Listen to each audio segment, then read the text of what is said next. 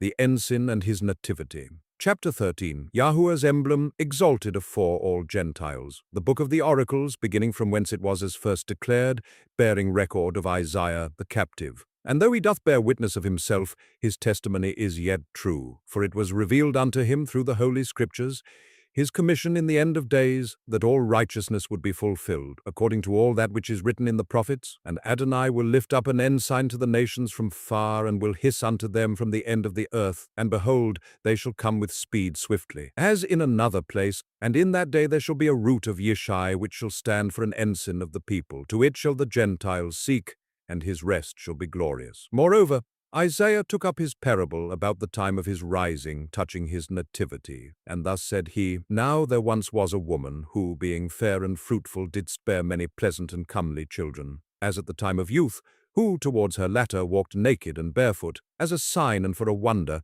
concerneth the things which must shortly come to pass. And in the process of time came it to pass that the woman, being with child, travailing in birth, and pain to be delivered, brought forth all her children, her Yachid, a son who is to stand as a sign for all nations. But Satan stood afore the woman to resist her at the time appointed, in which she was ready to be delivered, for to destroy her child as soon as it was born. Notwithstanding, the woman, soon to flee, would escape her trouble unto a place Yahuwah Adoni hadst prepared for her, that where he is, there she would be also. Thus the woman, rescued of El, accomplished her times of trouble. Wherefore Yahuwah Shammah didst number her days 62. Then also said he, Yet there was another woman who was a widow, well stricken in years beyond childbearing, and she didst accomplish her days of about 64. For she, departing not from the temple, did so till she couldst no longer.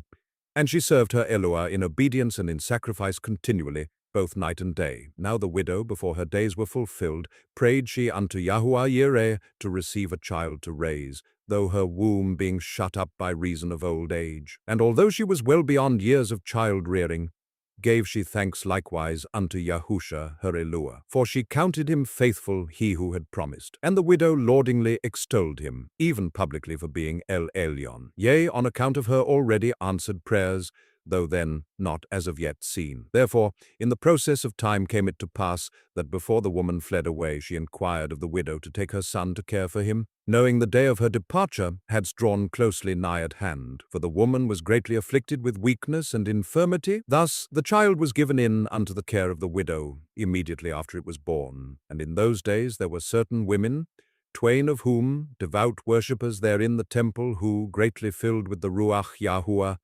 anointed the widow, the woman, and her belly with child, that it mayst be set apart unto Yahuwah Mekodishkem, even afore birth. Thus came it to pass that as the child grew, waxed he strong in grace, endowed with the Ruach Etzah, the Ruach Chokmah, and the Ruach Da'ath, for the favor of Yah rested upon him, even in troublous times, therein the land of decreed captivity, and in the infancy of youth, as when the Ruach Chen V'Tachanunim came there upon him, came it to pass also that the young child made he his request unto Yahuwah Nisir, that he would one day learn to handle gloriously music to play upon the organ found within the sanctuary of the temple. Yet, as the child grew continually, troubled he the widow, who was well beyond years of child-rearing. And as a thorn in the flesh, troubled he the widow so exceedingly that if it were possible it would hath repented her for raising him as her very own. Yet, though knowing not what purpose it was placed there to fulfill, proved it to be a blessing, though in the latter years, according to the process of her prayers. Thus the widow's prayers were fully answered, though she did not get to see the blessing of the performed promise in her lifetime,